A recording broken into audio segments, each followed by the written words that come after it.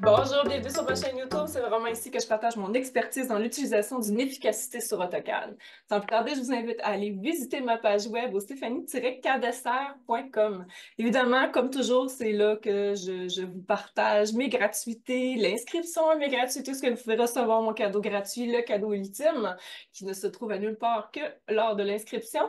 Et évidemment, vous avez mon glossaire, mes gratuités, ou sinon mes checklists qui sont à peu de frais, toutes mes formations également.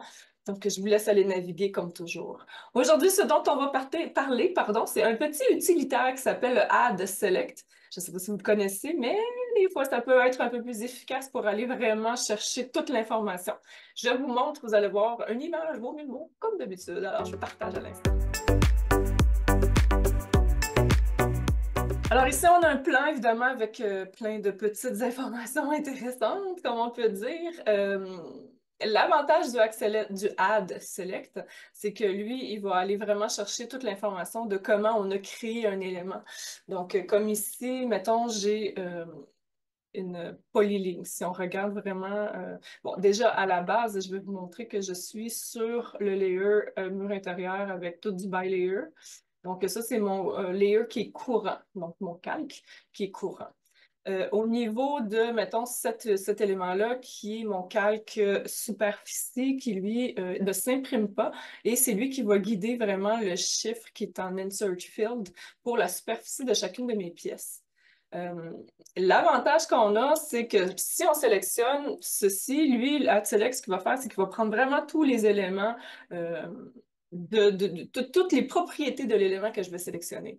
Donc, avant de passer à faire une commande ou autre, on sélectionne l'élément. Mettons que moi, je veux recréer pour l'espace du corridor ici, mettons, je veux recréer cet élément-là qui est une polyligne sur la superficie. Je pèse sur le bouton droit dans le menu interactif et je viens sélectionner le Add Select. Automatiquement, vous voyez que mes propriétés sont devenues en superficie et tout ça. Et c'est la commande Add Select qui prend le dessus. Alors, c'est la commande polyligne dans ce cas-ci, parce que je sais que c'est une polyligne que j'ai créée. Donc, je vais y aller vraiment grossier là, pour vous démontrer ce qu'il y en est. Puis, je vais faire un petit close ici. Vous voyez, il m'a vraiment créé une polyligne sur la superficie, sur le layer superficie, pardon. Donc, à partir de là, je pourrais créer vraiment espace corridor, puis créer exactement, tu sais, je pourrais recopier ceci. Je vais essayer de faire un test avec vous si ça fonctionne aussi au niveau du texte. Et oui, ça fonctionne aussi au niveau du texte, qui est très intéressant. Donc, on peut voir qu'il n'a pas pris, par contre, l'échelle du texte. Fait que ça, c'est allé à ajuster. Ce que j'ai constaté un petit peu avec cet utilitaire-là, c'est qu'il ne va pas considérer ce qui a été... En fait, il va prendre ce qui est de base. Donc, tu sais, comme dans une situation d'une cotation, si je change, comme par exemple la cotation que j'ai ici, j'ai dû aller changer manuellement les dim colors parce que si on sélectionne une dimension typique, mes dim colors sont imposés à 8 dans mon style de code que j'utilise. Si je les ai changés manuellement, il va pas répéter cette information-là, malheureusement, et il répète pas non plus la cotation. Il va vraiment, pas la cotation, mais l'échelle. Il va vraiment aller chercher l'échelle qui est courante dans le dessin et non pas l'échelle de la sélection que j'ai faite. Fait que ça, c'est encore une fois une petite chose qui sera peut-être à travailler euh, au niveau d'AutoCAD, peut-être, qui sait. Mais bref, ça, c'est la seule chose que j'ai vue. Sinon, ça fonctionne très bien aussi avec n'importe quel type d'élément.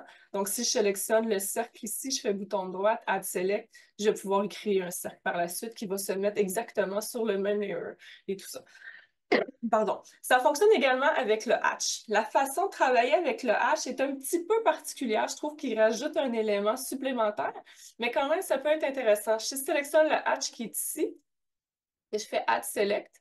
Lui, il va me demander vraiment d'aller sélectionner. Fait qu'il va avoir quand même la bande du Hatch Creation qui va embarquer. Fait que là, je peux aller chercher une sélection.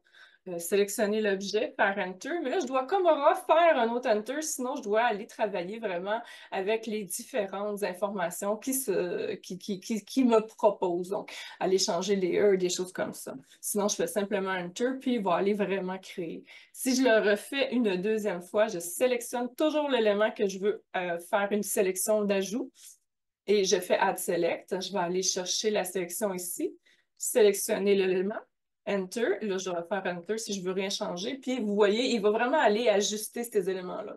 Fait que ça peut être des choses qui sont quand même assez intéressantes à travailler puis qui peuvent faire toute la différence. Tu sais, comme dans la sélection de cette... oups, là, je n'ai pas sélectionné cet élément-là. On voit ici que c'est une polyligne, mais qui n'est pas rattachée. Par contre, si je fais un Add Select ici, il va vraiment aller me créer, je vais mettre un close là-dessus, une polyligne, même si lorsque je sélectionne son élément, elle est toute seule.